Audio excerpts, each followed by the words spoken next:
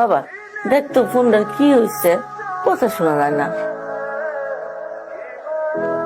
Speaker চলে গেছে মা, সমস্যা নেই, আজকে অফিসে আসার সময় একটা ফোন, স্মার্টফোন 20,000 টাকা নিয়ে আসতো, রাখতেছিলাম।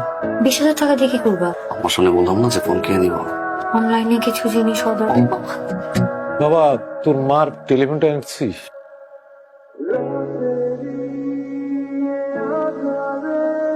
বাবা, টেলিফোন আনার জন্য যে টাকাটা আমার কাছে ছিল ওটা আমি অনলাইনে খরচ করে ফেলছি, সেই জন্য এই মাসে টেলিফোনটা আনতে পারে নাই।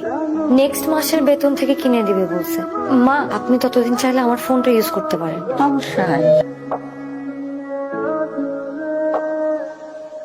আই শুনো, আমার ফোনে 500 টাকা ফ্লেক্সি করে দিও। আচ্ছা ঠিক আছে, সেবা তোর মায়ের ওষুধ তো শেষ হয়ে গেছে, তুই অফিস থেকে ফেরার সময় নিয়ে আসিস বাপ। ঠিক আছে। ঠিক আছে মানে তুমি ওষুধ আনবা কোথা থেকে? তোমার পকেটে 1 টাকাও আছে? আব্বা, ও তো এই মাসে বেতন পাইনি, ওর পকেটে 1 টাকাও নেই, কোথেকে ওষুধ আনবে বলেন? আসলে এই মাসের বেতন পাইনি। আব্বা, ফয়সালকে বলেন ও ওষুধগুলো এনে দিবে। ফসল তো তোর মার মোবাইলে কিনে দিতে পারে না, টাকা নাই বলে। ঠিক আছে দেখি। কথা কথা টাকা মিশা কথা কেমনে কও? আজব একটা ভুন্দা লোক, একটা কথা না বললে সংসারে আয় উন্নতি হয়। যাও অফিস যাও। এই ওষুধ গুলো আছে কাকা, কতদিনের দেবো? 15 দিনের দিতেই শুনবো। আচ্ছা।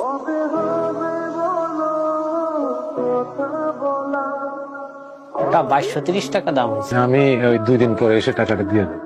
কাকা আমাদের এখানে তো বাকি দেই না। আমি তো এই 4 নম্বর গুলিতেই থাকি, আমি নিজে এসে দিয়ে যাবো, কোনো অসুবিধা নাই। আপনার আমি চিনি কাকা, কিন্তু মালিকের খুব প্রেশার, আমাদের বাকি দেওয়া নিষেধ। দিন পরে দিয়ে দেবো, তুই চিন্তা কর। আচ্ছা ঠিক আছে। তুমি কে বাবা? আপনি আমাকে চিনবেন না, এটাই তো স্বাভাবিক। এই বাসার দিশা ম্যাডাম আছে না, উনি আমাদের ব্যাংকে 15,000 টাকা মাসিক ডিপিএস করেছে। আম্মা নাকি ডাকে? দেন ডিপিএস টাকা দেন, ডিপিএস 15,000 টাকা দেন।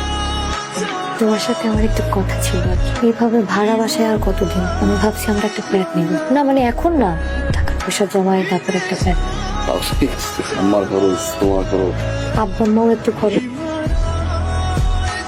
না মানে ফ্ল্যাটটা কিনলে তো আব্বা আম্মাও আমাদের সাথে থাকবে না। বড় ভাইরা ডিপিএস খুলছে 15,000 টাকা।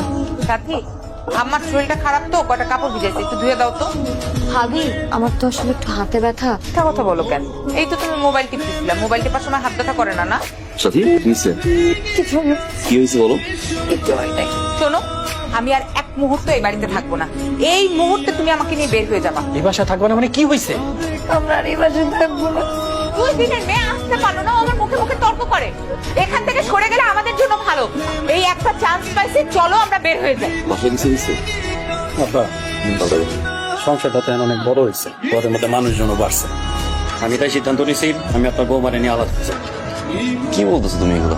তো মানুষ ঘরে কোথায়?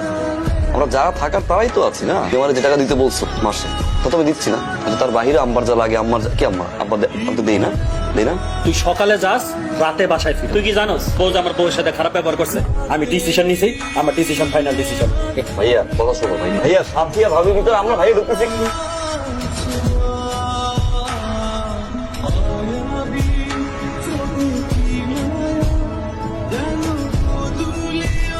সবই তো বুঝলাম, আপনি এই অবস্থায় চাকরি করতে পারবেন? পারুম স্যার। আপনার বয়স হয়েছে, এই শরীর নিয়ে সিকিউরিটি গার্ডের চাকরি 8 ঘন্টা দাঁড়ায় থাকতে হবে। প্রথম হয়তো একটু কষ্ট এবং তারপরে অভ্যাস হয়ে যাবে। চাকরিটা আসলে আমার খুব দরকার। আপনার কি ছেলে মেয়ে নাই? আছে স্যার, আমার 2 ছেলে। আপনার ছেলে মেয়ে থাকলে আপনি চাকরি করতে আসবেন কেন? আসলে আমার ছেলেরা যে চাকরি করে তাতে ওদের সংসার চালাইতে তো কষ্ট হয়ে যায়। স্যার আপনি আমার চাকরিটা দেন, আমি যদি না পারি তারপর 2-4 দিন দেখে আপনি আমার বিদায় দিয়ে দেন। ঠিক আছে, তাহলে কালকে থেকে জয়েন করেন। কি রে তোরা কই যাস? বুঝ যায় মানে আব্বা, চলে যেতেছি। তুই যাইস না বাবা। আপনি দেখেন না যে ওই বউ ওর সাথে কেমন ব্যবহার করে? এইভাবে কি এই বাসাতে থাকা যায় না? আমি এই বাসাতে থাকবো না আব্বা, আমি গেলাম। আর